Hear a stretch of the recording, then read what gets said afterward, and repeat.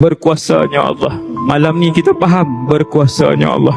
Allah yang mengetahui setiap helai daun yang luruh pada setiap hari, pada jam dan saat keberapa daun itu jatuh ke tanah. Allah itulah yang mendengar rintihan dan permintaan seorang manusia daripada dalam hatinya. Kita minta dengan Allah banyak benda. Allahumma ajirni minan nar, wahai Allah selamatkan aku daripada siksaan api neraka. Mulut kita minta, hati kita minta, pasti Allah dengar. Cuma manusia tidak meyakini Allah Jalla Jalaluh. Kenapa para nabi dan para awliya doa mereka begitu tajam? Kerana mereka meyakini Allah Jalla Jalaluh. Kerana mereka tidak pernah berburuk sangka dengan Allah Subhanahu wa ta'ala. Tengok Nabi pesan, Allah akan berurusan dengan kamu seperti mana sangkaan kamu dengan Allah Subhanahu wa ta'ala. Kalau kamu menyangka Allah itu baik, baiklah Allah dengan kamu. Kalau kamu sentiasa menyangkakan bahawa Allah itu pemurah dengan kamu, maka pemurahlah Allah dengan kamu.